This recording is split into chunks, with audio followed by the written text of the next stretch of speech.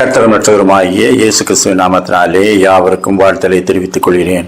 ஒரு சிறந்த கட்டிட வடிவமைப்பு கலைஞர் ஒரு பெரிய தேவாலயத்தை கட்டி கொடுத்தார்.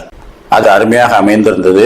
அதன் ஒவ்வொரு அறைகளும் கலை நுணுக்கத்தோடு வடிவமைக்கப்பட்டிருந்தன. அதை கேள்விப்பட்ட அரசன் அவரை அழைத்து தனக்கு ஒரு மாளிகை கட்டித் தருமாறு கேட்டான். அதையும் நேர்த்தியாய் செய்து முடித்தார். அதன் பிறகு ஒரு கிராமத்து திருச்சபையினர் அவரை அணுகி, எங்களிடத்திலே குறைந்த நிதி இருக்கிறது, அதை கொண்டு எங்களுக்கு ஒரு சிறந்த தேவாலயம் கட்டித்தர முடியுமா என்று கேட்டார்கள். அப்பொழுது அரசன் கொடுத்த எவ்வளவோ வெகுமதிகளையும் பரிசுகளையும் பெற்ற அவர், சரி நான் வருகிறேன் என்று அவர்களை கிராமத்துக்கு சென்று அங்கே தங்கியிருந்து ஒரு அருமையான சிறிய தேவாலயத்தை கட்டி கொடுத்தார்.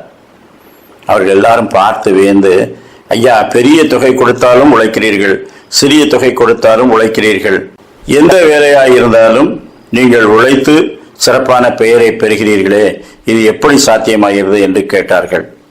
அப்பொழுது அவர் சொன்னார், கர்த்தர் எனக்குள்ளே வடிவமைப்பு கலைக்கான நுணுக்கங்களை கற்பித்திருக்கிறார். இதை நான் எல்லா இடங்களிலும் முழுமையாக பயன்படுத்துவேன். வரப்போகிற வருமானத்தை குறித்தோ அது இருக்கும் இடத்தை குறித்தோ மக்களை குறித்தோ எனக்கு கவலை இல்லை. கர்த்தர் எனக்கு என்ன கொடுத்தாரோ அதை முழு மனதோடு முழுமையாக பயன்படுத்துவேன். அது தேவாலயமாக இருக்கலாம், அரண்மனையாக இருக்கலாம், சிற்றாலயமாக இருக்கலாம், எதுவாக இருந்தாலும் ஒவ்வொரு பணியிலும் முழு ஈடுபாட்டோடு முழு திறனையும் வெளிப்படுத்துவேன். அதுதான் பாராட்டை பெறுகிறது என்று சொன்னார்.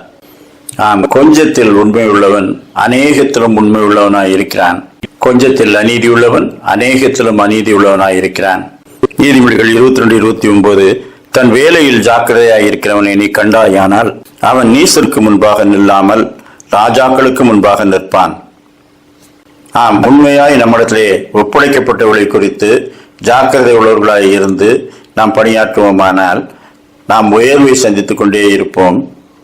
பூமியிலே உலகப் பொருட்களின் மீது நாம் உண்மை உள்ளவர்களாய் இருந்தால் தேவன் தம்முடைய நித்திய ஜீவனுக்கு ஏதுவான பொருட்களை, ஊழியங்களை நமக்கு கொடுப்பார். அது நிமித்தம் பரலோகத்திலே மிகுந்த பொக்கிஷங்களை சேர்த்து வைப்போம். எனவே எல்லாவற்றிலும் உண்மை உள்ளவர்களாக நமக்கு கர்த்தர் கொடுத்த தாளந்துகளை, திறமைகளை, ஆற்றலை பயன்படுத்துவோமாக. கொஞ்சத்தில் உண்மை உள்ளவன் அநேகத்திலும் உண்மை உள்ளவனாய் இருக்கிறான். கர்த்தர் தாமே அப்படிப்பட்ட நல்ல சிந்தனைகளை நமக்கு தந்தருள்வாராக. ஆமேன்.